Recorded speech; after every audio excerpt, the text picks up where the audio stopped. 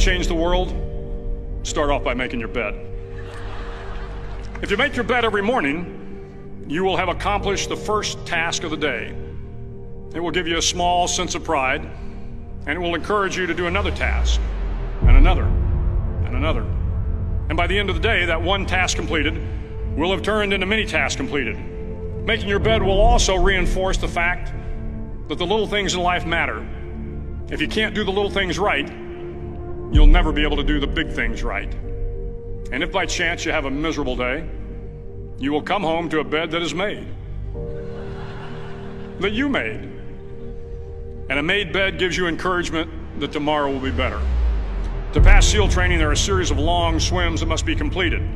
One is the night swim. Before the swim, the instructors joyfully brief the students on all the species of sharks that inhabit the waters off San Clemente.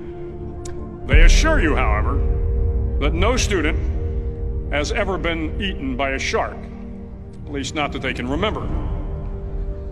But you are also taught that if a shark begins to circle your position, stand your ground. Do not swim away. Do not act afraid.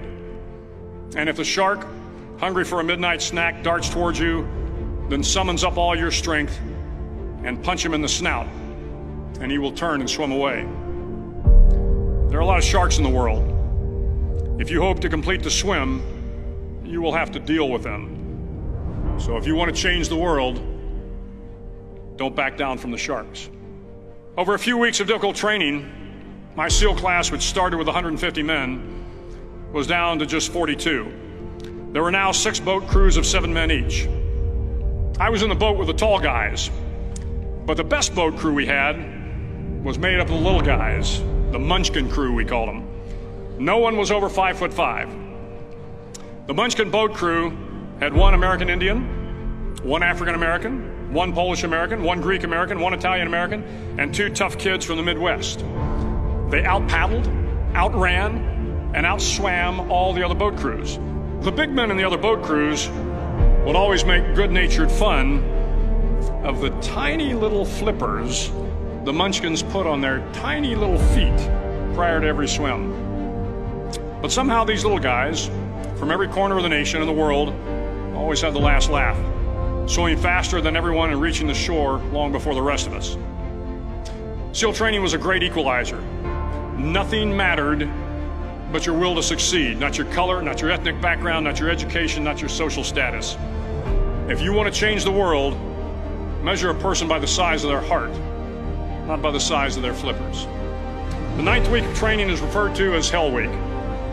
It is 6 days of no sleep, constant physical and mental harassment, and 1 special day at the Mud Flats.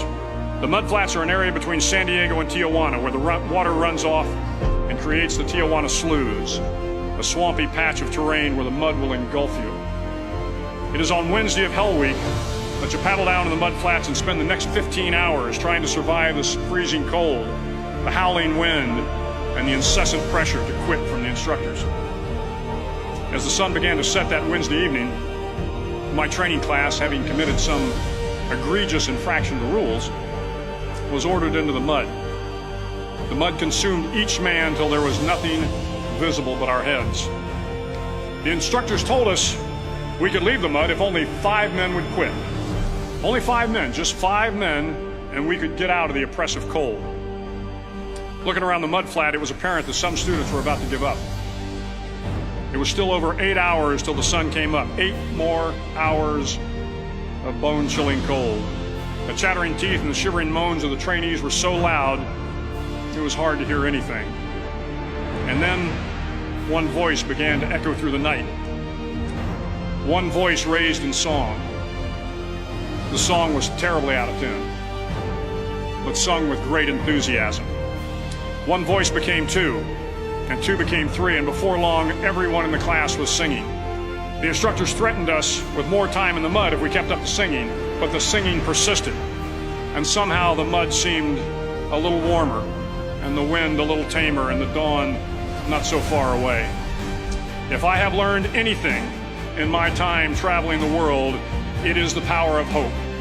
The power of one person, a Washington, a Lincoln, King, Mandela, and even a young girl from Pakistan, Malala. One person can change the world by giving people hope. So if you want to change the world, start each day with a task completed. Find someone to help you through life. Respect everyone. Know that life is not fair and that you will fail often. But if you take some risks, step up when the times are the toughest, face down the bullies, lift up the downtrodden, and never ever give up.